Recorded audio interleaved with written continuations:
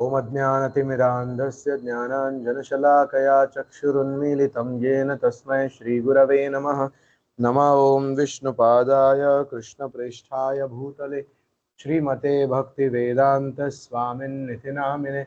नमस्ते सारस्वते देवे गौरवाणी प्रचारिणे निर्विशेष शून्यवादी पाश्चात्यदेशतारिणे। जय श्री कृष्ण चैतन्य प्रभु नित्यानंद श्री अद्वैत गदाधर श्रीवासादि गौर भक्त वृंद। हरे कृष्णा कृष्ण कृष्णा हरे हरे, हरे राम राम राम हरे हरे।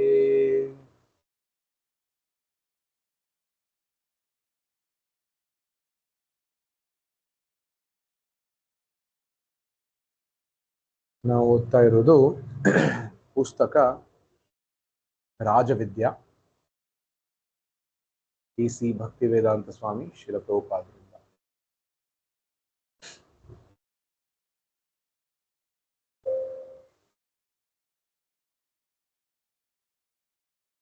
ಅಧ್ಯಾಯ 3.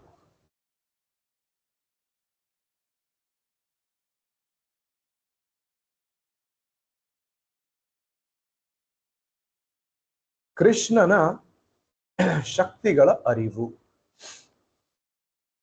ಈ ಹಂತದಲ್ಲಿ ನಾವು ಒಂದು ವಿಷಯವನ್ನು ಗಮನಿಸಬಹುದು.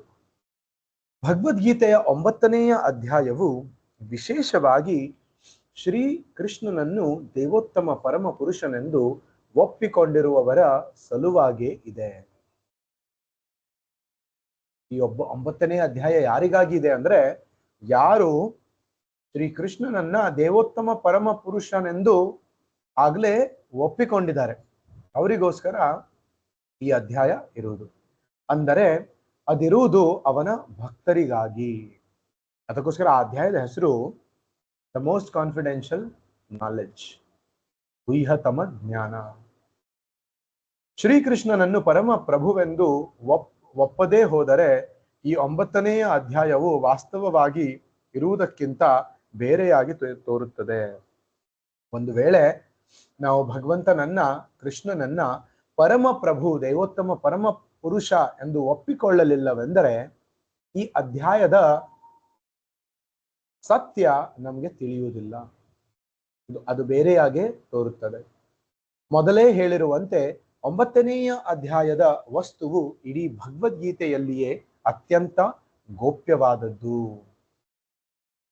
ಇಡೀ ಭಗವದ್ಗೀತೆಯಲ್ಲಿ ಈ 9ನೇ ಅಧ್ಯಾಯ ಹೇಗಂದ್ರೆ, ಇದು ಅತೀ ಗೋಪ್ಯವಾದಂತಹ ಸತ್ಯವನ್ನ ಇಟ್ಟುಕೊಂಡಿರುವಂತಹ ಅಧ್ಯಾಯ. ಇಡೀ ಭಗವದ್ಗೀತೆಯಲ್ಲಿ ಅತೀ ಗೌಪ್ಯವಾದಂತಹ ಜ್ಞಾನ, ಸತ್ಯ ಇದೆ ಅಂದ್ರೆ ಅದು 9ನೆಯ ಅಧ್ಯಾಯದಲ್ಲಿ. ಕೃಷ್ಣನನ್ನು ಸರ್ವೋನ್ನತನೆಂದು ಒಪ್ಪಿಕೊಳ್ಳದೆ ಹೋದರೆ ಅಂತಹ ವ್ಯಕ್ತಿಯು 9ನೆಯ ಅಧ್ಯಾಯವನ್ನು ಕೇವಲ ಉತ್ಪ್ರೇಕ್ಷೆ ಎಂದು ಭಾವಿಸುವವನು.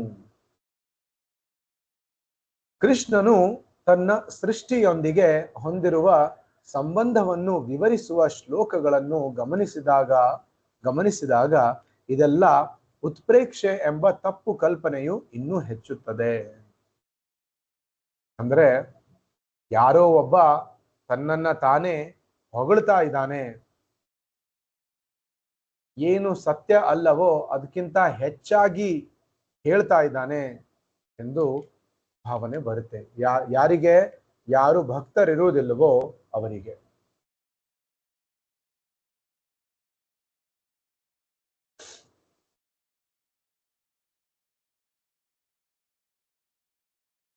ಈ 9ನೇ ಅಧ್ಯಾಯದ 4ನೇ ಶ್ಲೋಕದಲ್ಲಿ ಕೃಷ್ಣ ಹೇಳ್ತಾನೆ, ಮಯಾ ತತಮಿದಂ ಸರ್ವಂ ಜಗತ್ ಅವ್ಯಕ್ತ ಮೂರ್ತಿನಾ ಮತ್ಸ್ಥಾನಿ ಸರ್ವಭೂತಾನಿ ನಚಾಹಂ ತೇಷು ಅವಸ್ಥಿತ.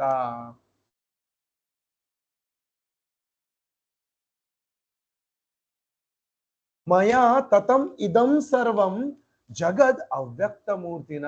ಇಡೀ ಜಗತ್ತು, ಸರ್ವಂ ಜಗತ್ ಮಯಾ ತತಮಿದಂ ಅವ್ಯಕ್ತ ಮೂರ್ತಿನ. ಇಡೀ ಜಗತ್ತಿನಲ್ಲಿ ಎಲ್ಲ ಕಡೆ ನಾನು ಪಸರಿಸಿದ್ದೇನೆ. ಹೇಗೆ ಅವ್ಯಕ್ತ ಮೂರ್ತಿನ, ನನ್ನ ಅವ್ಯಕ್ತ ಮೂರ್ತಿಯಿಂದ ನಾನು ಎಲ್ಲಾ ಕಡೆ ವ್ಯಾಪಿಸಿದ್ದೇನೆ. ಅಂದ್ರೆ ನಾನು ಈ ಜಗತ್ತಿನಲ್ಲಿ ಎಲ್ಲಾ ಕಡೆಯೂ ನಾನಿದ್ದೀನಿ ಅಂತ ಕೃಷ್ಣ ಹೇಳ್ತಾ ಇದ್ದಾನೆ. ಆದ್ರೆ ನಾನಿದ್ದೀನಿ ಅಂದಮೇಲೆ ಕೃಷ್ಣ ಎಲ್ಲಾ ಕಡೆ ಇದ್ದಾನೆ ಅಂದ್ಮೇಲೆ ಕೃಷ್ಣ ಎಲ್ಲಾ ಕಡೆ ಕಾಣ್ಬೇಕಲ್ಲ. ಅದಕ್ಕೋಸ್ಕರ ಆ ಒಂದು ಪ್ರಶ್ನೆಗೆ ಉತ್ತರವಾಗಿ ಅವ್ಯಕ್ತ ಮೂರ್ತಿನ ಅಂದ್ರೆ ವ್ಯಕ್ತಿಯಾಗಿ ಕೃಷ್ಣ ಇಲ್ಲ, ಅವ್ಯಕ್ತ ರೂಪದಲ್ಲಿ ಇದ್ದಾನೆ. ಆ ಅವ್ಯಕ್ತ ರೂಪದಲ್ಲಿ ಕೃಷ್ಣ ಇರುವಂತಹ ಕೃಷ್ಣನನ್ನ ನೋಡಲಿಕ್ಕೆ ಬ್ರಹ್ಮದೇವರು ಹೇಳ್ತಾರೆ ಬ್ರಹ್ಮ ಸಂಹಿತೆಯಲ್ಲಿ, ಪ್ರೇಮಾಂಜನ ಚುರಿತ ಭಕ್ತಿ ವಿಲೋಚನೇನ. ಅದಕ್ಕೆ ಅಂಜನ ಅಂದ್ರೆ ಕಣ್ಣಿಗೆ ಹಚ್ಕೊಳ್ಳುವಂಥದ್ದು. ನಮ್ಮ ಕಣ್ಣುಗಳು ಪ್ರೇಮ ಅನ್ನುವಂತಹ ಅಂಜನದಿಂದ ಲೇಪನ ಮಾಡಿಬಿಟ್ರೆ ಕಣ್ಣಿಗೆ, ಆವಾಗ ಆ ಅವ್ಯಕ್ತ ರೂಪದಲ್ಲಿರುವಂತಹ ಕೃಷ್ಣ ಕೂಡ ನಮ್ಗೆ ಕಾಣಿಸ್ಕೊಳ್ತಾನೆ.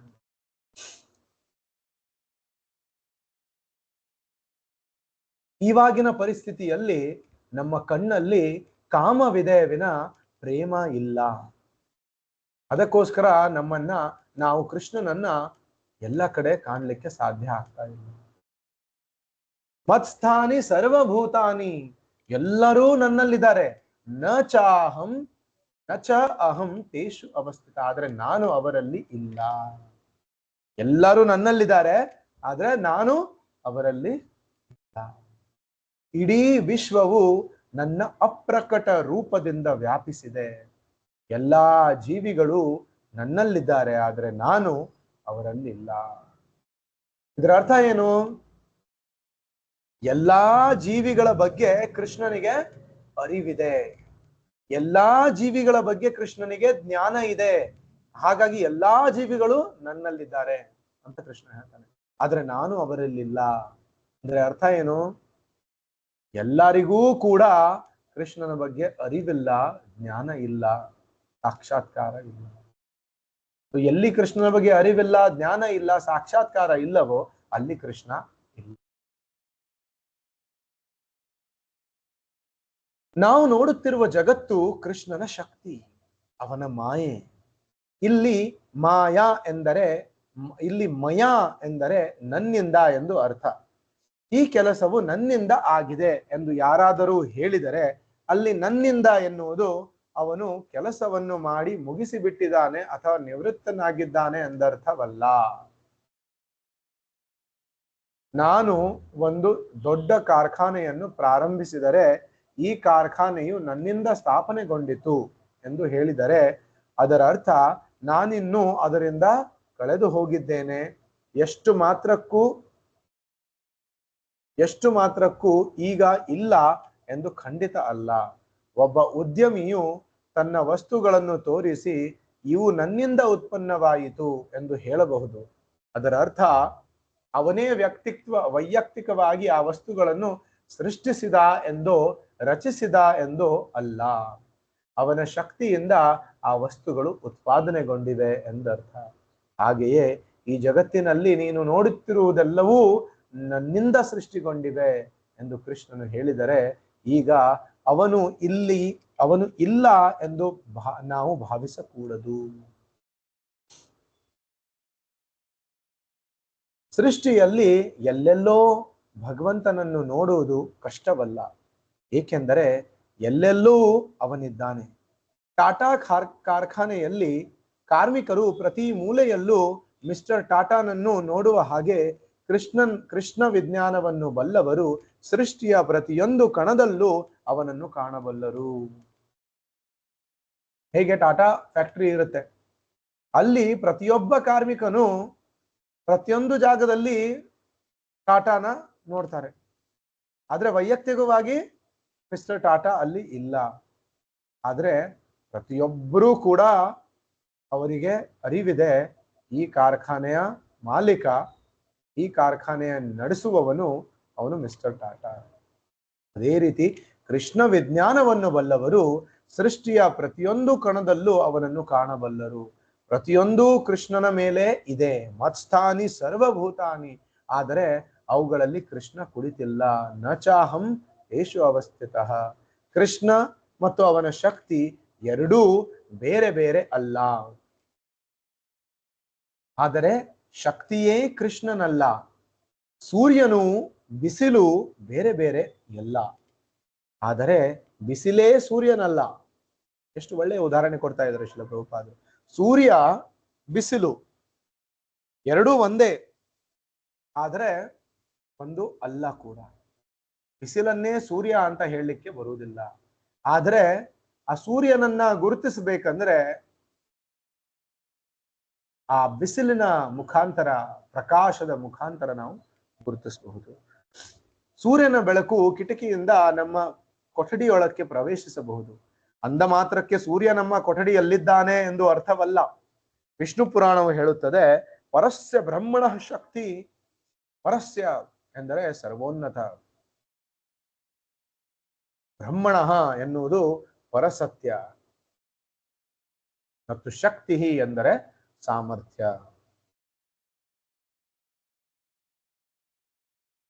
ಪರಮೋನ್ನತ ಪರ ವಸ್ತುವಿನ ಶಕ್ತಿಯೇ ಸಮಸ್ತವೂ ಆಗಿದೆ. ಈ ವಿಷ್ಣು ಪುರಾಣದಲ್ಲಿ ಹೇಳ್ತಾರೆ, ಹೇಗೆ ಒಂದು ಏಕಸ್ಥಾನೆ ಸ್ಥಿತಸ್ಯಾಗ್ನೇ ಜ್ಯೋತ್ಸ್ನಾ ವಿಸ್ತಾರಿಣೀಯತ ಪರಸ್ಯ ಬ್ರಹ್ಮಣ ಶಕ್ತಿ ತಥೇದಂ ಅಖಿಲಂ ಜಗತ್.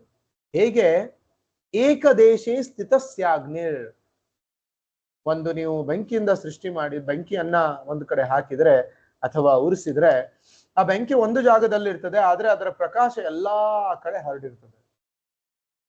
ಒಂದು ಕೋಣೆಯಲ್ಲಿ ಒಂದು ಮೂಲೆಯಲ್ಲಿ ಒಂದು ದೀಪವನ್ನ ಬೆಳಗಿದ್ರೆ ಆ ದೀಪ ಅದರ ಜಾಗದಲ್ಲಿ ಇರ್ತದೆ, ಆದ್ರೆ ಅದರ ಪ್ರಕಾಶ ಇಡೀ ಕೋಣೆ ತುಂಬಾ ಹರಡಿರ್ತದೆ. ಏಕದೇಶೇ ಸ್ಥಿತಸ್ಯಾಗ್ನೇರ್, ಅಗ್ನಿ ಏಕದೇಶೇ ಸ್ಥಿತ, ಒಂದೇ ಕಡೆ ಸ್ಥಿತವಾಗಿದೆ, ಆದ್ರೆ ಏಕದೇಶೇ ಸ್ಥಿತಸ್ಯಾಗ್ನೇರ್, ಅದರ ಪ್ರಕಾಶ ಎಲ್ಲ ಕಡೆಯೂ ಹರಡಿದೆ.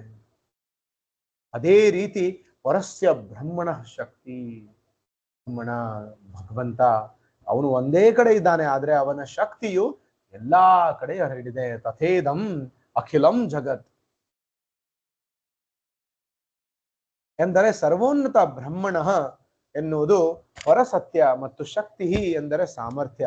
ಪರಮೋನ್ನತ ಪರವಸ್ತುವಿನ ಶಕ್ತಿಯೇ ಸಮಸ್ತವೂ ಆಗಿದೆ, ಆದರೆ ಆ ಶಕ್ತಿಯಲ್ಲಿ ಕೃಷ್ಣನು ಕಾಣಿಸುವುದಿಲ್ಲ.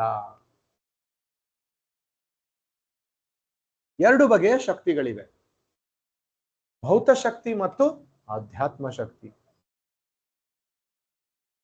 ಜೀವಿಗಳು ಕೃಷ್ಣನ ಮೇಲ್ಮಟ್ಟದ ಶಕ್ತಿಗೆ ಸೇರುತ್ತಾರೆ,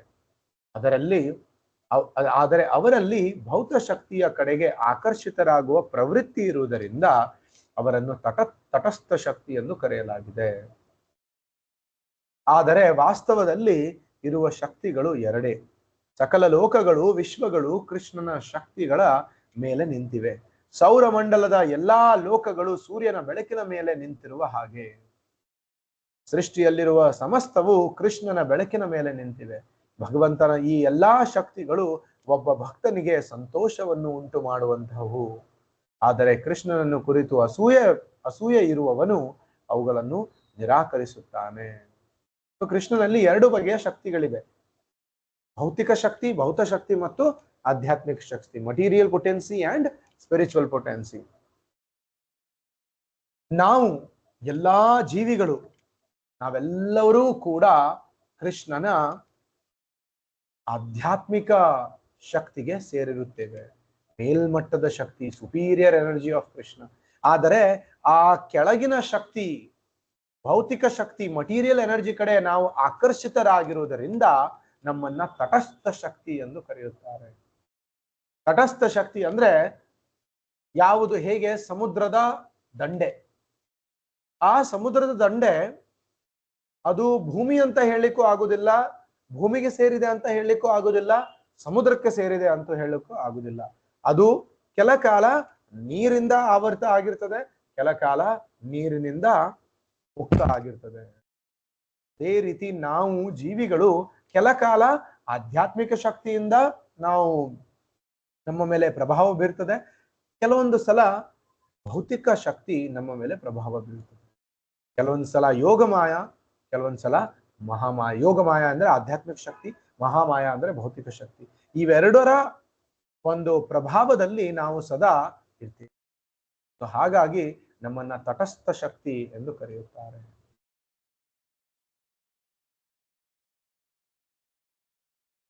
ಯಾವಾಗ ಒಬ್ಬ ಭಕ್ತ ಭಗವಂತನ ಇವೆಲ್ಲಾ ಶಕ್ತಿಗಳ ಅರಿವು ಮಾಡ್ಕೋತಾನೆ, ಸೃಷ್ಟಿಯಲ್ಲಿರುವ ಸಮಸ್ತವೂ ಕೃಷ್ಣನ ಬೆಳಕಿನ ಮೇಲೆ ನಿಂತಿದೆ. ಹೇಗೆ ಸೂರ್ಯನ ಬೆಳಕಿನ ಮೇಲೆ ಯಾರು ವಿಜ್ಞಾನಿಗಳಿದ್ದಾರೆ, ಯಾರು ಸೈನ್ಸ್ ಸ್ಟೂಡೆಂಟ್ಸ್ ಇದ್ದಾರೆ, ಅವ್ರ ಅರ್ಥ ಆಗುತ್ತೆ ಈ ಇಡೀ ಪ್ರಪಂಚ, ಎಲ್ಲಾ ಲೋಕಗಳು, ಎಲ್ಲಾ ಪ್ಲಾನೆಟ್ಸ್ ಸೂರ್ಯನ ಬೆಳಕಿನ ಮೇಲೆ, ಸೂರ್ಯನ ಶಕ್ತಿಯ ಮೇಲೆ ನಿಂತಿವೆ.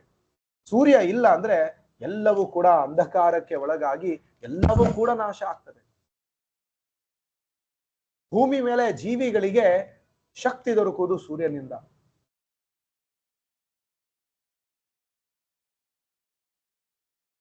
ಎಲ್ಲಾ ಗಿಡ ಮರ ಪ್ರಾಣಿಗಳು ಜೀವಿಸ್ತಾ ಇರೋದು ಸೂರ್ಯನಿಂದ. ಸೊ ಅದೇ ರೀತಿ ಇಡೀ ಸೃಷ್ಟಿ, ಇಡೀ ಭೌತಿಕ ಪ್ರಪಂಚ ನಿಂತಿರುವುದು ಆ ಕೃಷ್ಣನ ಶಕ್ತಿಯ ಮೇಲೆ. ಸೊ ಈ ರೀತಿ ಒಬ್ಬ ಭಕ್ತ ಅರ್ಥ ಮಾಡಿಕೊಂಡಾಗ ಅವನಿಗೆ ತುಂಬಾ ಸಂತೋಷ ಆಗ್ತದೆ. ಆದರೆ ಯಾರು ಕೃಷ್ಣನನ್ನು ಕುರಿತು ಅಸೂಯೆ ಪಡ್ತಾರೋ ಅವರು ಇದನ್ನ ನಿರಾಕರಿಸ್ತಾರೆ. ಹೇಗೆ ಒಬ್ಬ ವ್ಯಕ್ತಿ ಅವನನ್ನ ಭಗವಂತ ಎಂದು ಕರಿತೀರಾ, ಹೇಗೆ ಅವನು ಎಲ್ಲದಕ್ಕೆ ಮೂಲ ಅವನೇ, ಹೇಗೆ ಸಾಧ್ಯ ಅಂತ ಕೇಳ್ತಾರೆ. ವ್ಯಕ್ತಿಯು ಭಕ್ತನಲ್ಲವಾದರೆ ಕೃಷ್ಣನ ಮಾತುಗಳೆಲ್ಲ ಸುಳ್ಳೆಂಬಂತೆ ತೋರುತ್ತದೆ. ಆದರೆ ಭಕ್ತನಾದವನಿಗೆ ಹಾಗಲ್ಲ. ಅವನು ಯೋಚಿಸುತ್ತಾನೆ, ಆಹಾ, ನನ್ನ ಪ್ರಭು ಇಷ್ಟೊಂದು ಸಮರ್ಥ ಎಂದು ಪ್ರೀತಿ ಮೆಚ್ಚುಗೆಗಳು ಅವನ ಹೃದಯವನ್ನು ತುಂಬುತ್ತವೆ. ಕೃಷ್ಣನು ನಾನು ದೇವರು ಎಂದು ಹೇಳಿದ್ದರಿಂದ ತಾವು ಪ್ರತಿಯೊಬ್ಬರೂ ಹಾಗೆಯೇ ಹೇಳಬಹುದು ಎಂದು ಭಕ್ತರಲ್ಲದವರು ಯೋಚಿಸುತ್ತಾರೆ. ಹೇಗೆ ಕೃಷ್ಣ ಹೇಳ್ತಾನೆ ನಾನೇ ದೇವರು ಅಂತ, ಅದೇ ರೀತಿ ಮೂರ್ಖರು ತಿಳ್ಕೊತಾರೆ ಯಾರು ಬೇಕಾದ್ರೂ ಅದನ್ನ ಹೇಳ್ಬೋದು ಅಂತ, ನಾನೇ ದೇವರು ಅಂತ. ಆದರೆ ವಿಶ್ವರೂಪವನ್ನು ತೋರಿಸಲು ಕೇಳಿದರೆ ಅವರು ಅದನ್ನು ಮಾಡಲಾರರು. ಕೃಷ್ಣ ನಾನೇ ದೇವರು, ನಾನೇ ಪರಮ ಪುರುಷ ಅಂತ ಹೇಳಿದ. ಅದಾದ ಮೇಲೆ ನಾನೇ ಹೇಗೆ ಪರಮ ಪುರುಷ ಎಂದು ವಿಶ್ವರೂಪ ಕೂಡ ತೋರಿಸಿದ. ವಿಶ್ವರೂಪ ಕೃಷ್ಣನನ್ನ ತೋರಿಸಿಲ್ಲ, ಕೃಷ್ಣ ವಿಶ್ವರೂಪವನ್ನು ತೋರಿಸಿದ್ದು. ಹಾಗಾಗಿ ಕೃಷ್ಣನೇ ದೇವೋತ್ತಮ ಪರಮ ಪುರುಷ. ಇದನ್ನ ಯಾರೋ ಮೂರ್ಖರು ನಾನೇ ಭಗವಂತ ಅಂತ ಹೇಳ್ಬಿಟ್ರೆ ತೋರ್ಸಪ್ಪ ನಿನ್ನ ವಿಶ್ವರೂಪ ಅಂದ್ರೆ ಅವನಿಗೆ ಸಾಧ್ಯ ಆಗುವುದಿಲ್ಲ. ಒಬ್ಬ ಮನುಷ್ಯನಿಗೆ ಅಷ್ಟೇ ಅಲ್ಲ, ಬೇರೆ ಯಾವ ದೇವತೆಗೂ ಕೂಡ ಸಾಧ್ಯ ಇಲ್ಲ. ಯಾಕಂದ್ರೆ ಇಡೀ ಸೃಷ್ಟಿಯಲ್ಲಿ ಹರಡಿರುವವನು ಕೃಷ್ಣ ಒಬ್ಬನೇ ಮಾತ್ರ, ಬೇರೆ ಯಾರು ದೇವತೆ ಅಲ್ಲ. ಯಾರು ಇಡೀ ಸೃಷ್ಟಿ ಯಾರ ಒಳಗಡೆ ಇದೆಯೋ ಅವನೇ, ಇಡೀ ವಿಶ್ವ ಯಾರ ಒಳಗಡೆ ಇದೆಯೋ ಅವನೇ ವಿಶ್ವರೂಪವನ್ನು ತೋರಿಸಬಹುದು ವಿನ ಆ ವಿಶ್ವರೂಪದ ಒಂದು ಸಣ್ಣ ಭಾಗ ಆಗಿದವನು ವಿಶ್ವರೂಪವನ್ನ ತೋರಿಸ್ಲಿಕ್ಕೆ ಸಾಧ್ಯ ಆಗುವುದಿಲ್ಲ.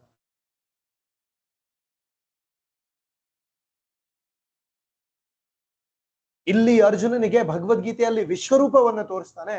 ಅಲ್ಲಿ ವೃಂದಾವನದಲ್ಲಿ ಯಶೋದೆ ಮಾಯಿಗೆ ತನ್ನ ಬಾಯಿಯಲ್ಲೇ ಎಲ್ಲಾ ಬ್ರಹ್ಮಾಂಡವನ್ನ ತೋರಿಸ್ತಾನೆ. ಕೃಷ್ಣ ಬಾಯಿಯಿಂದ ಬರೇ ಹೇಳಲಿಲ್ಲ ನಾನೇ ಭಗವಂತ, ನಾನೇ ದೇವರು, ನಾನೇ ಸರ್ವೋತ್ತಮ ಅಂತ. ಅವನು ತನ್ನ ಲೀಲೆಗಳ ಮುಖಾಂತರ ತನ್ನ ದೈವತ್ವವನ್ನ ದೃಢೀಕರಿಸಿದ. ಅದನ್ನ ಮಾಡ್ಲಿಕ್ಕೆ ಯಾರಿಗೂ ಸಾಧ್ಯ ಇಲ್ಲ.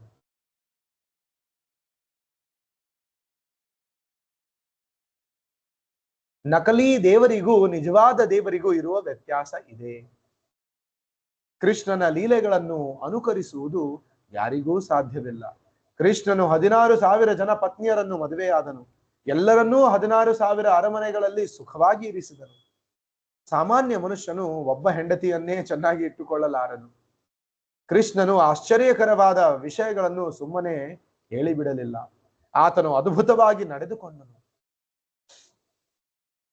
ಕೃಷ್ಣನು ಹೇಳುವ ಮತ್ತು ಮಾಡುವ ಒಂದು ವಿಚಾರವನ್ನು ಒಪ್ಪಿ ಮತ್ತೊಂದನ್ನು ನಿರಾಕರಿಸಬಾರದು. ನಂಬಿಕೆ ಇದ್ದರೆ ಅದು ಸಂಪೂರ್ಣ ನಂಬಿಕೆಯಾಗಿರಬೇಕು. ಎಷ್ಟೋ ಜನ ಮಾಡ್ತಾರೆ. ಅವರ ಮನಸ್ಸಿಗೆ ಯಾವುದು ತೃಪ್ತಿ ಕೊಡ್ತದೋ, ಅವರ ಒಂದು ವೃತ್ತಿಗೆ ಯಾವುದು ಹೊಂದಿಕೊಳ್ತದೋ ಆ ಉಪದೇಶಗಳನ್ನ ಮಾತ್ರ ಸ್ವೀಕರಿಸ್ತಾರೆ, ಬೇರೆ ಎಲ್ಲವನ್ನ ನಿರಾಕರಿಸ್ತಾರೆ. ಯಾವಾಗ ಕೃಷ್ಣ ಹೇಳ್ತಾನೆ ಕರ್ಮಣ್ಯೇವಾಧಿಕಾರಸ್ಥೆ ಆ ಫಲೇಶು ಕದಾಚನ ಅಂತ ಕೃಷ್ಣ ಯಾವಾಗ ಹೇಳ್ತಾನೋ, ಓಹೋ ಹೋ ಎಂತಹ ಸುಂದರವಾದಂತಹ ಸಂದೇಶ ಅಂತ ಹೇಳ್ತಾರೆ. ಆದ್ರೆ ಅದೇ ಸರ್ವ ಧರ್ಮಾನ್ ಪರಿತ್ಯಜ್ಯ ಮಾಂ ಏಕಂ ಶರಣಂ ವ್ರಜ ಅಂತ ಕೃಷ್ಣ ಹೇಳ್ತಾನೆ, ಅದನ್ನ ಒಪ್ಪಿಕೊಳ್ಳುವುದಿಲ್ಲ. ಎಲ್ಲಾ ಸುಳ್ಳು ಧರ್ಮಗಳನ್ನ ತ್ಯಾಗ ಮಾಡಿ ನನಗೆ ಒಬ್ಬನಿಗೆ ಮಾಂ ಏಕಂ ಶರಣಂ ವ್ರಜ, ನನಗೆ ಒಬ್ಬನಿಗೆ ಶರಣಾಗುವಂತ ಯಾವಾಗ ಹೇಳ್ತಾನೆ, ಅದನ್ನ ಮೂರ್ಖರು ಒಪ್ಕೊಳ್ಳುವುದಿಲ್ಲ. ಯಾಕಂದ್ರೆ ಶರಣಾಗ್ಬೇಕಂದ್ರೆ ಅವ್ರಿಗೆ ಅನ್ಸುತ್ತೆ ನಾನು ಕೀಳಾದಂತಹ ಒಂದು ಸ್ಥಾನವನ್ನ ಪಡಿಬೇಕು ಅಂತ. ಕೃಷ್ಣನಿಗೆ ಶರಣಾದವರು, ಕೃಷ್ಣನ ಆಶ್ರಯವನ್ನ ಪಡೆದವರು ಇಡೀ ಜಗತ್ತಿನಲ್ಲಿ, ಇಡೀ ಸೃಷ್ಟಿಯಲ್ಲಿ ಅತಿ ಉನ್ನತ ಸ್ಥಾನ ಪಡೆದಂತಹ ಭಕ್ತರು ಎಂದು ಅವರಿಗೆ ಅರ್ಥ ಆಗುವುದಿಲ್ಲ. ಕೃಷ್ಣನಿಗೆ ಶರಣಾಗ್ಬಿಟ್ರೆ ಏನೋ ನನ್ನ ಸ್ಥಾನಮಾನ ಕೆಳಗಾಗ್ತದೋ ಏನೋ ಅಂತ ಅನ್ಕೊಂಡು ಅದನ್ನ ನಿರಾಕರಿಸ್ತಾರೆ. ನಾರದ ಮುನಿಗಳಿಗೆ ಸಂಬಂಧಪಟ್ಟ ಒಂದು ಕಥೆ ಇದೆ. ಅವರನ್ನು ಒಮ್ಮೆ ಒಬ್ಬ ಬ್ರಾಹ್ಮಣನು ಕೇಳಿದನು, ಸ್ವಾಮಿ, ನೀವು ಭಗವಂತನನ್ನು ನೋಡಲು ಹೋಗುತ್ತಿದ್ದೀರಿ, ನಾನು ಯಾವಾಗ ಮೋಕ್ಷ ಪಡೆಯುತ್ತೇನೆ ಎಂಬುದನ್ನು ದಯವಿಟ್ಟು ಕೇಳಿಕೊಂಡು ಬರುತ್ತೀರಾ? ನಾರದ ಮುನಿ ಇಡೀ ಬ್ರಹ್ಮಾಂಡ ಭ್ರಮಣ ಮಾಡ್ತಾ ಇರ್ತಾರೆ. ಆವಾಗ ಒಬ್ಬ ಭ್ರಮಣ ಮಾಡ್ತಾ ವೈಕುಂಠಕ್ಕೆ ಹೋಗ್ತಾ ಇರ್ತಾರೆ. ದಾರಿಯಲ್ಲಿ ಸಿಗ್ತಾರೆ ಒಬ್ಬ ಬ್ರಾಹ್ಮಣರು ಕೇಳ್ತಾರೆ, ನಾರದ ಮುನಿ, ನೀವು ವೈಕುಂಠಕ್ಕೆ ಹೋಗ್ತಾ ಇದ್ದೀರಾ, ನನ್ನ ಒಂದೇ ಒಂದು ಪ್ರಶ್ನೆ ಇದೆ, ನನ್ನ ಸ್ವಾಮಿ ವಿಷ್ಣುಗೆ ಕೇಳಿ ನನಗೆ ಮೋಕ್ಷ ಯಾವಾಗ ಸಿಗ್ತದೆ ಅಂತ. ನಾರದ ಮುನಿ ಹೇಳ್ತಾರೆ, ಆಗ್ಬಹುದು, ಕೇಳ್ತೇನೆ. ನಾರದರು ಮುಂದೆ ಹೋಗುತ್ತಿರುವಾಗ ಒಂದು ಮರದ ಕೆಳಗಡೆ ಪಾದರಕ್ಷೆಗಳನ್ನು ರಿಪೇರಿ ಮಾಡುತ್ತಾ ಕುಳಿತಿದ್ದ ಒಬ್ಬ ಚಮ್ಮಾರನನ್ನು ನೋಡಿದರು. ಅವನೂ ನಾರದರನ್ನು ಅದನ್ನೇ ಕೇಳಿದರು, ನೀವು ಭಗವಂತನನ್ನು ನೋಡಲು ಹೋಗುತ್ತಿದ್ದೀರಿ ತಾನೆ, ನನಗೆ ಯಾವಾಗ ಮುಕ್ತಿ ಎಂದು ಕೇಳಿ ತಿಳಿದುಕೊಳ್ಳುವಿರಾ? ಇಬ್ರು ಒಂದೇ ಪ್ರಶ್ನೆ ಕೇಳ್ತಾರೆ. ಬ್ರಾಹ್ಮಣ ಕೂಡ ಕೇಳ್ತಾನೆ, ನೀವು ವೈಕುಂಠಕ್ಕೆ ಹೋಗ್ತಾ ಇದ್ದೀರಾ, ನನಗೆ ಮೋಕ್ಷ ಯಾವಾಗ ಸಿಗ್ತದೆ ಅಂತ ನನ್ನ ಸ್ವಾಮಿ ನಾರಾಯಣನಿಗೆ ಕೇಳಿ. ಇಲ್ಲಿ ಈ ಚಮ್ಮಾರನು, ಚಪ್ಪಲಿ ಹೊಲಿಯೋನು, ಅವನು ಕೂಡ ನಾರದ ಮುನಿ ಕಂಡ ತಕ್ಷಣ ಹೇಳ್ತಾನೆ, ನೀವು ವೈಕುಂಠಕ್ಕೆ ಹೋಗ್ತಾ ಇದ್ದೀರಾ, ನನಗೆ ಮುಕ್ತಿ ಯಾವಾಗ ಸಿಗ್ತದೆ ಅಂತ ಕೇಳ್ಕೊಂಡ್ ಬರ್ತೀರಾ? ನಾರದ ಮುನಿಗಳು ವೈಕುಂಠಕ್ಕೆ ಹೋಗಿ ಅವರ ಇಷ್ಟಗಳನ್ನು ಪೂರೈಸಿದರು. ಬ್ರಾಹ್ಮಣ ಮತ್ತು ಚಮ್ಮಾರ ಇವರ ಮೋಕ್ಷವನ್ನು ಕುರಿತು ನಾರಾಯಣನನ್ನು ಕೇಳಿದರು. ನಾರಾಯಣನು ಉತ್ತರಿಸ್ತಾನೆ, ಈ ದೇಹವು ಅಂತ್ಯವಾದ ಮೇಲೆ, ಅಂದ್ರೆ ಇವಾಗ ಈ ಪ್ರೆಸೆಂಟ್ ಇರುವಂತಹ ದೇಹದ ಅಂತ್ಯ ಆದ ತಕ್ಷಣ ಚಮ್ಮಾರನು ನನ್ನಲ್ಲಿಗೆ ಬರುತ್ತಾನೆ. ಹಾಗಾದ್ರೆ ಬ್ರಾಹ್ಮಣನ ವಿಷಯ ಏನು ಅಂದ್ರೆ, ಚಮ್ಮಾರನ ಬಗ್ಗೆ ಏನ್ ಹೇಳಿದ್ರು ನಾರಾಯಣ, ಅವನಿಗೆ ಈ ದೇಹ ತ್ಯಾಗ ಮಾಡಿದ ತಕ್ಷಣ ಮೋಕ್ಷ ಸಿಗ್ತದೆ, ಅವನು ನನ್ನ ಕಡೆ ಬರ್ತಾನೆ. ಹಾಗಾದ್ರೆ ಬ್ರಾಹ್ಮಣನ ವಿಷಯ ಏನು ಅಂತ ನಾರದ ಕೇಳ್ತಾನೆ.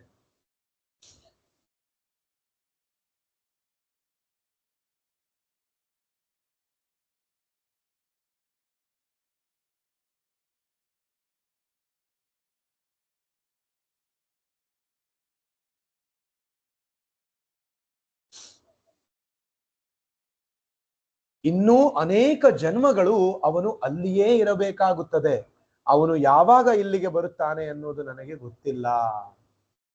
ಬ್ರಾಹ್ಮಣನ ಬಗ್ಗೆ ನಾರಾಯಣ ಹೇಳ್ತಾ ಇದ್ದಾನೆ, ಆ ಬ್ರಾಹ್ಮಣ ಅನೇಕ ಜನ್ಮ ಅಲ್ಲಿಯೇ ಬೇಕಾಗ್ತದೆ, ಅವನು ಯಾವಾಗ ನನ್ನ ಹತ್ರ ಬರ್ತಾನೆ, ಅವನಿಗೆ ಯಾವಾಗ ಮೋಕ್ಷ ಸಿಗ್ತದೆ ಎಂದು ನನಗೆ ಗೊತ್ತಿಲ್ಲ ಎಂದು ನಾರಾಯಣ ಬ್ರಾಹ್ಮಣನ ಬಗ್ಗೆ ಹೇಳ್ತಾನೆ. ನಾರದನಿಗೆ ತುಂಬಾ ಆಶ್ಚರ್ಯವಾಗ್ತದೆ.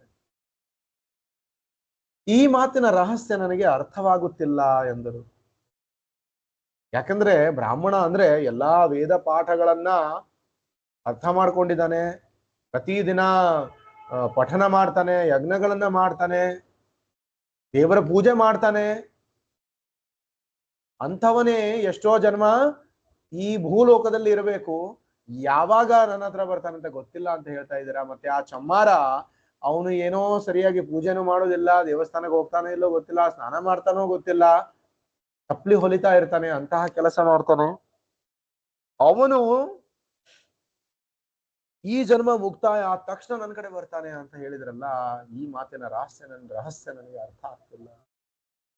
ನಾರಾಯಣ ಹೇಳ್ತಾನೆ, ಅದು ನಿನಗೆ ಗೊತ್ತಾಗಬೇಕಾದರೆ ನೀನು ಹಿಂದಿರುಗಿ ಹೋದಾಗ ನನ್ನ ಮನೆಯಲ್ಲಿ ನಾನು ಏನು ಮಾಡುತ್ತಿದ್ದೇನೆ ಎಂದು ಬ್ರಾಹ್ಮಣನು ಕೇಳಿದಾಗ ಅವರು ಒಂದು ಸೂಜಿಯ ಕಣ್ಣಿಗೆ ಒಂದು ಆನೆಯನ್ನು ಪೋಣಿಸಲು ಪ್ರಯತ್ನಿಸುತ್ತಿರುವುದಾಗಿ ಹೇಳು.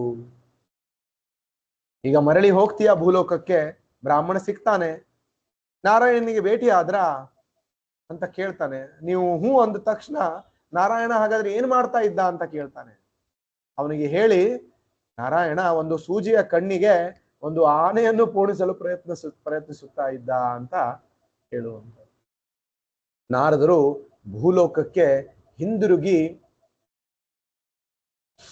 ಮೊದಲು ಆ ಬ್ರಾಹ್ಮಣನ ಬಳಿಗೆ ಬಂದರು. ಆಹಾ ಸ್ವಾಮಿ, ತಾವು ಭಗವಂತನನ್ನು ನೋಡಿ ಬಂದಿರಾ? ಅವನು ಏನು ಮಾಡುತ್ತಿದ್ದನು ಎಂದು ಬ್ರಾಹ್ಮಣನು ಕೇಳಿದನು. ಅವನು ಸೂಜಿಯ ಕಣ್ಣಿನ ಮೂಲಕ ಒಂದು ಆನೆಯನ್ನು ಪೋಣಿಸುತ್ತಿದ್ದನು. ಬ್ರಾಹ್ಮಣ ತಕ್ಷಣ ಹೇಳ್ತಾನೆ, ಈ ಮಾತನ್ನ ಕೇಳಿ ಈ ಹುಚ್ಚು ಮಾತುಗಳನ್ನು ನಾನು ನಂಬುವುದಿಲ್ಲ ಎಂದು ಬ್ರಾಹ್ಮಣನು ಉತ್ತರ ಕೊಟ್ಟನು. ಒಡನೆಯೇ ಅವನಿಗೆ ದೇವರಲ್ಲಿ ನಿಜವಾದ ನಂಬಿಕೆ ಇಲ್ಲವೆಂದು ಪರಿದೇ ಗ್ರಂಥಗಳನ್ನು ಓದಿದಾನೆ ಎಂದು ನಾರದರಿಗೆ ಅರ್ಥವಾಯಿತು. ಆನಂತರ ಅಲ್ಲಿಂದ ನಾರದರು ಚಮ್ಮಾರನ ಬಳಿಗೆ ಬಂದರು. ಸ್ವಾಮಿ, ತಾವು ಭಗವಂತನನ್ನು ನೋಡಿ ಬಂದಿರಾ? ಅವನು ಏನು ಮಾಡುತ್ತಿದ್ದನು ಎಂದು ಚಮ್ಮಾರ ಕೂಡ ಕೇಳ್ತಾನೆ. ನಾರದರು ಉತ್ತರ ಕೊಟ್ಟರು, ಅವನು ಸೂಜಿಯ ಕಣ್ಣಿನ ಮೂಲಕ ಆನೆಯನ್ನು ಪೋಣಿಸುತ್ತಿದ್ದನು ಅಂತ. ಚಮ್ಮಾರನ ಕಣ್ಣುಗಳಿಂದ ನೀರು ಹರಿಯಿತು. ಆಹಾ, ನನ್ನ ಪ್ರಭು ಅದ್ಭುತನಾದವನು, ಅವನು ಏನನ್ನೂ ಬೇಕಾದರೂ ಮಾಡಬಲ್ಲನು. ಭಗವಂತನು ಸೂಜಿಯ ಕಣ್ಣಿನೊಳಗಿಂದ ಆನೆಯನ್ನು ನೂಕಬಲ್ಲನೆಂದು ನೀನು ನಿಜವಾಗಿಯೂ ನಂಬುವಿಯಾ? ನಾರದ ಆ ಚಮ್ಮಾರನಿಗೆ ಕೇಳ್ತಾನೆ, ಹೇಗೆ ಭಗವಂತ ನಾರಾಯಣ ಒಂದು ಸೂಜಿಯ ಕಣ್ಣಿನಿಂದ ಒಂದು ಆನೆಯನ್ನು ಪೋಣಿಸ್ತಾನೆ ಅಂತ ನೀನು ಹೇಗೆ ನಂಬುತ್ತೀಯಾ ಅಂತ. ಯಾಕಂದ್ರೆ ಅಂತಹ ದೊಡ್ಡ ಪಂಡಿತ ಬ್ರಾಹ್ಮಣನೇ ನಂಬಿಲ್ಲ, ನೀನ್ ಹೇಗೆ ನಂಬುತ್ತೀಯಾ?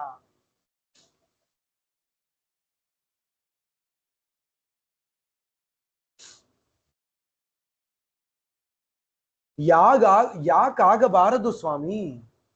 ನಾನು ಸಂಪೂರ್ಣವಾಗಿ ನಂಬುತ್ತೇನೆ.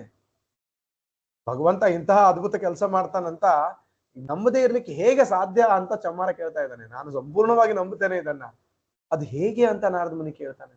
ನೋಡಿ, ಚಮ್ಮಾರ ಹೇಳ್ತಾನೆ, ನಾನು ಈ ಆಲದ ಮರದ ಕೆಳಗಡೆ ಕುಳಿತಿದ್ದೇನೆ. ಪ್ರತಿದಿನವೂ ಬೇಕಾದಷ್ಟು ಹಣ್ಣುಗಳು ಕೆಳಕ್ಕೆ ಉದುರುತ್ತವೆ. ಹಣ್ಣಿನಲ್ಲಿರುವ ಪ್ರತಿಯೊಂದು ಬೀಜದಲ್ಲೂ ಇಂತಹ ದೊಡ್ಡ ಆಲದ ಮರವೊಂದು ಇದೆಯಲ್ಲವೇ? ಸಣ್ಣ ಬೀಜದಲ್ಲಿ ಇಷ್ಟು ದೊಡ್ಡ ಮರವಿರುವುದು ಸಾಧ್ಯವಾಗುವುದಾದರೆ ಭಗವಂತನು ಒಂದು ಸೂಜಿಯ ಕಣ್ಣಿನ ಮೂಲಕ ಆನೆಯನ್ನು ತೂರಿಸುವನೆಂದು ಒಪ್ಪುವುದು ಕಷ್ಟವೇನು? ನೋಡಿ ಎಂತಹ ಶ್ರದ್ಧೆ ನೋಡಿ ಆ ಚಮ್ಮಾರಂದು. ಈ ಆಲದ ಮರದ ಹಣ್ಣು ಬೀಳ್ತಾ ಇದೆ ಕೆಳಗಡೆ, ಆ ಹಣ್ಣಿನಲ್ಲಿ ಬೀಜ ಇದೆ, ಸಣ್ಣ ಬೀಜ. ಆ ಸಣ್ಣ ಬೀಜದಲ್ಲಿ ಆ ಬೀಜವನ್ನ ಬಿತ್ತಿದರೆ ಅಂತಹ ದೊಡ್ಡ ಆಲದ ಮರ ಬರ್ತದೆ ಆ ಸಣ್ಣ ಬೀಜದಿಂದ. ಇಂತಹ ಸಣ್ಣ ಬೀಜದಲ್ಲಿ ಇಂತಹ ದೊಡ್ಡ ದೊಡ್ಡ ಗಿಡವನ್ನ ಭಗವಂತ ನನ್ನ ನಾರಾಯಣ ನನ್ನ ಸ್ವಾಮಿ ಇಟ್ಟಿದ್ದಾನಂದ್ರೆ ಆ ಒಂದು ಸೂಜಿಯ ಕಣ್ಣಿನಿಂದ ಆನೆಯನ್ನು ತೂರಿಸ್ತಾನೆ ಅಂತ ಒಪ್ಪಲಿಕ್ಕೆ ಕಷ್ಟವೇ ಅಂತ ಕೇಳ್ತಾರೆ. ಶ್ರದ್ಧೆ ಎಂದರೆ ಇದು. ಅದು ಕುರುಡಾಗಿ ನಂಬುವುದಲ್ಲ. ಶ್ರದ್ಧೆ ಅಂದರೆ ಸುಮ್ಮನೆ ಬ್ಲೈಂಡ್ ಬಿಲೀಫ್, ಬ್ಲೈಂಡ್ ಫೇತ್ ಅಲ್ಲ. ನಂಬಿಕೆಯ ಹಿಂದೆ ವಿಚಾರವಿದೆ. ಹೇಗೆ ಈ ಒಬ್ಬ ಚಮ್ಮಾರ ನಾರದ ಮುನಿ ಹೇಳಿದ ತಕ್ಷಣ ನಾರಾಯಣ ಈ ತರ ಒಂದು ಕೆಲಸ ಮಾಡ್ತಾ ಇದ್ದಾನಂದ್ರೆ ತಕ್ಷಣ ಹಾಗೆ ಸುಮ್ಮನೆ ಒಪ್ಕೊಳ್ಳಿಲ್ಲ. ಅವನು ಅರ್ಥ ಮಾಡ್ಕೊಂಡಿದ್ದ ಭಗವಂತನ ದೈವತ್ವವನ್ನ, ಭಗವಂತನ ಅದ್ಭುತ ಪವಾಡಗಳನ್ನ ಅರ್ಥ ಮಾಡ್ಕೊಂಡಿದ್ದ. ಇಡೀ ಸೃಷ್ಟಿಯನ್ನ ಭಗವಂತ ಹೇಗೆ ಸೃಷ್ಟಿ ಮಾಡಿದ್ದಾನೆ ಎಂದು ಅರ್ಥ ಮಾಡ್ಕೊಂಡಿದ್ದ. ಆ ಆಧಾರದ ಮೇಲೆ ಅವನ ಸೃಷ್ಟಿ, ಅವನ ಶ್ರದ್ಧೆ ನಿಂತಿತ್ತು. ನಂಬಿಕೆಯ ಹಿಂದೆ ವಿಚಾರವಿದೆ. ಕೃಷ್ಣನು ಅಷ್ಟೊಂದು ಸಣ್ಣ ಬೀಜಗಳೊಂದೊಂದರಲ್ಲಿ ಅಗಾಧವಾದ ಮರಗಳನ್ನು ಇಡಬಲ್ಲನಾದರೆ ತನ್ನ ಶಕ್ತಿಯ ಮೂಲಕ ಸಕಲ ಲೋಕಗಳು ಆಕಾಶದಲ್ಲಿ ತೇಲುತ್ತಿರುವಂತೆ ಮಾಡಿರುವುದರಲ್ಲಿ ಆಶ್ಚರ್ಯವೇನಿದೆ? ಗ್ರಹಗಳನ್ನು ಬಾಹ್ಯಾಕಾಶದಲ್ಲಿ ಪ್ರಕೃತಿಯು ಹಿಡಿದಿಟ್ಟಿದೆ ಎಂದು ವಿಜ್ಞಾನಿಗಳು ಹೇಳುವವರಾದರೂ ಪ್ರಕೃತಿಯ ಹಿಂದೆ ಸರ್ವೋನ್ನತ ಭಗವಂತನಿದ್ದಾನೆ. ಪ್ರಕೃತಿಯು ಅವನ ನಿರ್ದೇಶನದಂತೆ ವರ್ತಿಸುತ್ತದೆ. ಕೃಷ್ಣನೇ ಭಗವದ್ಗೀತೆಯಲ್ಲಿ ಹೇಳುವಂತೆ ಮಯಾಧ್ಯಕ್ಷೇನ ಪ್ರಕೃತಿ ಸೂಯತೆ ಸಚರಾಚರಂ ಹೇತು ನಾನೇನ ಕೌಂತೆಯ ಜಗದ್ ವಿಪರಿವರ್ತತೆ. ಎಲೈ ಕುಂತಿಪುತ್ರನೇ, ಈ ಭೌತ ಪ್ರಕೃತಿಯು ನನ್ನ ನಿರ್ದೇಶನದಂತೆ ಕೆಲಸ ಮಾಡುತ್ತಿದೆ. ಸಕಲ ಚರಾಚರಗಳನ್ನು ಸೃಷ್ಟಿಸಿದೆ. ಅದರ ನಿಯಮದಂತೆ ಈ ಜಗತ್ತು ಮತ್ತೆ ಮತ್ತೆ ಸೃಷ್ಟಿಯಾಗುತ್ತದೆ ಮತ್ತು ನಾಶ ಹೊಂದುತ್ತದೆ. ಮಯಾಧ್ಯಕ್ಷೇಣ ಎಂದರೆ ನನ್ನ ಮೇಲ್ವಿಚಾರಣೆಯಲ್ಲಿ ಎಂದು ಅರ್ಥ. ಹಿನ್ನಡೆಯಲ್ಲಿ ಭಗವಂತನ ಕೈವಾಡವಿರದೆ ಭೌತ ಪ್ರಕೃತಿಯು ಇಷ್ಟು ಆಶ್ಚರ್ಯಕರವಾದ ರೀತಿಯಲ್ಲಿ ವರ್ತಿಸಲು ಸಾಧ್ಯವಿಲ್ಲ. ಭೌತ ವಸ್ತುಗಳು ತಮಗೆ ತಾವೇ ಕೆಲಸ ಮಾಡುವ ನಿದರ್ಶನವನ್ನು ನಾವು ಕೊಡಲಾರೆವು. ವಸ್ತುವು ಜಡವಾದದ್ದು. ಆತ್ಮದ ಸ್ಪರ್ಶವಿಲ್ಲದೆ ಅದು ಕೆಲಸ ಮಾಡುವ ಸಾಧ್ಯತೆಯೇ ಇಲ್ಲ. ಯಾವ ವಸ್ತುವು ಸ್ವತಂತ್ರವಾಗಿ ಅಥವಾ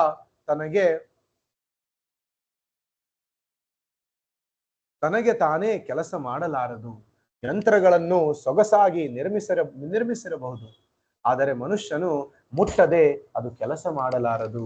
ಮನುಷ್ಯ ಎಂದರೆ ಏನು? ಆತ್ಮದ ಕಿಡಿ. ಆತ್ಮದ ಸ್ಪರ್ಶವಿಲ್ಲದೆ ಯಾವುದೂ ಚಲಿಸಲಾರದು. ಆದ್ದರಿಂದ ಸಮಸ್ತವು ಕೃಷ್ಣನ ನಿರಾಕಾರ ಶಕ್ತಿಯ ಮೇಲೆ ನಿಂತಿವೆ. ಕೃಷ್ಣನ ಶಕ್ತಿ ನಿರಾಕಾರ, ಆದರೆ ಅವನು ಸಾಕಾರ. ವ್ಯಕ್ತಿಗಳು ಅದ್ಭುತ ಕಾರ್ಯಗಳನ್ನು ಮಾಡುವುದನ್ನು ನಾವು ಪದೇ ಪದೇ ಕೇಳುತ್ತೇವೆ. ಅವರ ಶಕ್ತಿಭರಿತ ಸಾಧನೆಗಳು ಏನೇ ಇದ್ದರೂ ಅವರು ವ್ಯಕ್ತಿಗಳಾಗಿಯೇ ಉಳಿದಿರುತ್ತಾರೆ. ಮನುಷ್ಯರಿಗೆ ಇದು ಸಾಧ್ಯವಾಗುವುದಾದರೆ ಪರಮ ಪ್ರಭುವಿಗೇಕೆ ಸಾಧ್ಯವಿಲ್ಲ? ನಾವೆಲ್ಲರೂ ವ್ಯಕ್ತಿಗಳು, ಆದರೆ ಪರಮ ಪುರುಷೋತ್ತಮ ಕೃಷ್ಣನನ್ನು ಅವಲಂಬಿಸಿದ್ದೇವೆ. ಅಟ್ಲಾಸ್ನ ಚಿತ್ರವನ್ನು ನಾವು ನೋಡಿದ್ದೀವಿ. ಅಟ್ಲಾಸ್ ಅಂದ್ರೆ ಆ ಅಮೆರಿಕದಲ್ಲಿರುವಂತಹ ಒಂದು ವ್ಯಕ್ತಿಯ ಚಿತ್ರ. ಹೀಗೆ ಒಂದು ಬೆರಳು ಮೇಲೆ ಮಾಡಿಕೊಂಡು ಒಂದು ವ್ಯಕ್ತಿಯ ಒಂದು ಚಿತ್ರ. ಹೆಗಲ ಮೇಲೆ ಭಾರಿ ಲೋಕವೊಂದನ್ನು ಹೊತ್ತು ಹಿಡಿದಿಡಲು ಹೆಣಗುತ್ತಾ ಕಷ್ಟಪಡುತ್ತಿರುವ ಭಾರೀ ಗಾತ್ರದ ಒಬ್ಬ ಮನುಷ್ಯನವನು. ಕೃಷ್ಣನು ಈ ವಿಶ್ವವನ್ನು ಪಾಲಿಸುತ್ತಿರುವುದರಿಂದ ಅವನು ಆ ಭಾರಕ್ಕೆ ಅಟ್ಲಾಸ್ನಂತೆಯೇ ತತ್ತರಿಸುತ್ತಿದ್ದಾನೆ ಎಂದು ಯೋಚಿಸಬಹುದು. ಆದರೆ ಅದು ಹಾಗಲ್ಲ. ನಚಮತ್ಸ್ಥಾನಿ ಭೂತಾನಿ ಪಶ್ಚಮೇ ಯೋಗಮೈಶ್ವರಂ ಭೂತಭೃನ್ ನಚ ಭೂತಸ್ಥೋ ಮಮಾತ್ಮ ಭೂತ ಭಾವನಃ. ಆದರೂ ಸೃಷ್ಟಿಗೊಂಡ ಸಮಸ್ತವು ನನ್ನ ಮೇಲೆ ನಿಲ್ಲುವುದಿಲ್ಲ. ನನ್ನ ಯೋಗದ ಐಶ್ವರ್ಯವನ್ನು ನೋಡು. ನಾನು ಸಮಸ್ತ ಜೀವಿಗಳ ಪಾಲಕನಾದರೂ, ನಾನು ಎಲ್ಲೆಲ್ಲಿಯೂ ಇರುವೇನಾದರೂ ನನ್ನ ಆತ್ಮವೇ ಸೃಷ್ಟಿಯ ಮೂಲವಾಗಿದೆ. ಸಕಲ ಜೀವಿಗಳು ಕೃಷ್ಣನ ಶಕ್ತಿಯ ಮೇಲೆ ನಿಂತಿದ್ದರೂ ಅವು ಅವನಲ್ಲಿ ಇಲ್ಲ. ಕೃಷ್ಣನು ಸಕಲ ಜೀವಿಗಳನ್ನು ಪಾಲಿಸುತ್ತಿದ್ದಾನೆ. ಅವನ ಶಕ್ತಿಯು ವ್ಯಾಪಕವಾಗಿದ್ದರೂ ಅವನು ಬೇರೆ ಕಡೆ ಇದ್ದಾನೆ. ಇದು ಕೃಷ್ಣನ ಅಚಿಂತ್ಯ ಯೋಗ ಸಿದ್ಧಿ. ಅವನು ಎಲ್ಲೆಲ್ಲೂ ಇದ್ದಾನೆ, ಆದರೆ ಎಲ್ಲವೂಗಳಿಂದಲೂ ಪ್ರತ್ಯೇಕವಾಗಿದ್ದಾನೆ. ಅವನ ಶಕ್ತಿಯನ್ನು ನಾವು ಗ್ರಹಿಸಬಹುದು, ಆದರೆ ಅವನನ್ನು ನಾವು ನೋಡಲಾರೆವು. ಏಕೆಂದರೆ ಅವನನ್ನು ಭೌತ ಚಕ್ಷುಗಳಿಂದ ನೋಡುವುದು ಸಾಧ್ಯವಿಲ್ಲ. ಆದರೆ ನಮ್ಮ ಆಧ್ಯಾತ್ಮಿಕ ಗುಣಗಳನ್ನು ಬೆಳೆಸಿಕೊಂಡಾಗ ನಮ್ಮ ಇಂದ್ರಿಯಗಳನ್ನು ಶುದ್ಧಪಡಿಸಿಕೊಳ್ಳುತ್ತೇವೆ. ಆಗ ಈ ಶಕ್ತಿಯೊಳಗೂ ಭಗವಂತನನ್ನು ನಾವು ನೋಡಬಹುದು. ನಿದರ್ಶನಕ್ಕೆ ವಿದ್ಯುತ್ ಶಕ್ತಿ ಎಲ್ಲೆಲ್ಲೂ ಇದೆ. ಒಬ್ಬ ವಿದ್ಯುತ್ ತಜ್ಞನು ಮಾತ್ರ ಅದರೊಡನೆ ವ್ಯವಹರಿಸಲು ಶಕ್ತನಾಗುತ್ತಾನೆ. ಹಾಗೆಯೇ ಪರಮ ಪ್ರಭುವಿನ ಶಕ್ತಿಯು ಎಲ್ಲೆಲ್ಲೂ ಇದೆ. ನಾವು ಪಾರಮಾರ್ಥಿಕವಾಗಿ ನೆಲೆಗೊಂಡಾಗ ಭಗವಂತನನ್ನು ಎಲ್ಲಾ ಕಡೆಯೂ ಪ್ರತ್ಯಕ್ಷವಾಗಿ ನೋಡಬಹುದು. ಭಕ್ತಿ ಸೇವೆಯಿಂದಲೂ ಮತ್ತು ಭಗವತ್ ಪ್ರೇಮದಿಂದಲೂ ಇಂದ್ರಿಯಗಳನ್ನು ಹಾಗೆ ಆಧ್ಯಾತ್ಮಿಕರಿಸುವುದು ಸಾಧ್ಯವಾಗುತ್ತದೆ. ಭಗವಂತನು ವಿಶ್ವಾದ್ಯಂತ ವ್ಯಾಪಿಸಿದ್ದಾನೆ. ಆತ್ಮದೊಳಗೆ, ಹೃದಯದಲ್ಲಿ, ನೀರಿನಲ್ಲಿ, ಗಾಳಿಯಲ್ಲಿ ಎಲ್ಲೆಲ್ಲೂ ಇದ್ದಾನೆ. ಆದ್ದರಿಂದ ಜೇಡಿಮಣ್ಣು ಅಥವಾ ಶಿಲೆ, ಮರ ಇತ್ಯಾದಿಗಳಿಂದ ನಾವು ದೇವರ ವಿಗ್ರಹವೊಂದನ್ನು ಮಾಡಿದರೆ ಅದನ್ನು ಕೇವಲ ಒಂದು ಗೊಂಬೆ ಎಂದು ಪರಿಗಣಿಸಬಾರದು. ಅದು ಭಗವಂತನೇ. ನಮ್ಮಲ್ಲಿ ಸಾಕಷ್ಟು ಭಕ್ತಿ ಇದ್ದರೆ ವಿಗ್ರಹವು ನಮ್ಮೊಂದಿಗೆ ಮಾತನಾಡಬಲ್ಲದು.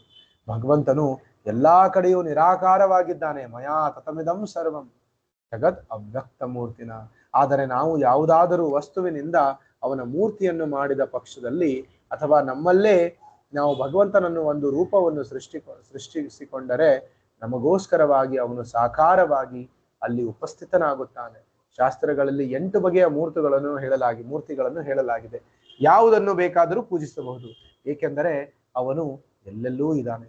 ಭಗವಂತನನ್ನು ಏಕೆ ಸಾಕಾರವಾಗಿಯೇ ಪೂಜಿಸಬೇಕು, ಮೂಲ ನಿರಾಕಾರವಾಗಿ ಏಕೆ ಪೂಜಿಸಬಾರದು ಎಂದು ಯಾರಾದರೂ ಕೇಳಬಹುದು. ಉತ್ತರ ಇಷ್ಟೇ: ನಾವು ತಟಕ್ಕನೆ ಭಗವಂತನನ್ನು ಅವನ ಆಧ್ಯಾತ್ಮಿಕ ರೂಪದಲ್ಲಿ ನೋಡಲಾರೆವು. ನಮ್ಮ ಭೌತಿಕ ಚಕ್ಷುಗಳಿಂದ ಕಲ್ಲು, ಮಣ್ಣು, ಮರ ಇಂತಹ ಯಾವುದಾದರೂ ವಸ್ತುಗಳನ್ನು ನೋಡಬಹುದು. ಆದ್ದರಿಂದ ನಮಗೆ ನೋಡಲು ಅನುಕೂಲವಾಗಲೆಂದೇ ಪರಮ ಪ್ರಭು ಕೃಷ್ಣನು ಅರ್ಚಾ ವಿಗ್ರಹವಾಗಿ ಬರುತ್ತಾನೆ. ನಾವು ಮೂರ್ತಿಯ ಮೇಲೆ ಮನಸ್ಸನ್ನು ಕೇಂದ್ರೀಕರಿಸಿ ಪ್ರೇಮ ಭಕ್ತಿಗಳಿಂದ ಅರ್ಚಿಸಿದ್ದೇ ಆದರೆ ಕೃಷ್ಣನು ವಿಗ್ರಹದ ಮೂಲಕವೇ ಪ್ರತಿಸ್ಪಂದಿಸುತ್ತಾನೆ. ಇದಕ್ಕೆ ಬೇಕಾದಷ್ಟು ನಿದರ್ಶನಗಳಿವೆ. ಭಾರತದಲ್ಲಿ ಸಾಕ್ಷಿ ಗೋಪಾಲ್ ಎಂಬ ದೇವಾಲಯ ಹೊಂದಿದೆ. ಇಲ್ಲಿರುವ ಗೋಪಾಲ ವಿಗ್ರಹವು ಮೊದಲು ವೃಂದಾವನದ ಒಂದು ದೇವಾಲಯದಲ್ಲಿತ್ತು. ಒಮ್ಮೆ ಇಬ್ಬರು ಬ್ರಾಹ್ಮಣರು ಈ ಒಂದು ಕಥೆಯನ್ನ, ಸಾಕ್ಷಿ ಗೋಪಾಲ್ ಅಂತ ವಿಗ್ರಹದ ಕಥೆಯನ್ನ ಮುಂದಿನ ಕ್ಲಾಸಲ್ಲಿ ನೋಡೋಣ. ಇಲ್ಲಿಗೆ ಮುಕ್ತಾಯ ಮಾಡೋಣ. ಏನಾದರೂ ಪ್ರಶ್ನೆಗಳಿದ್ರೆ ಕೇಳಬಹುದು.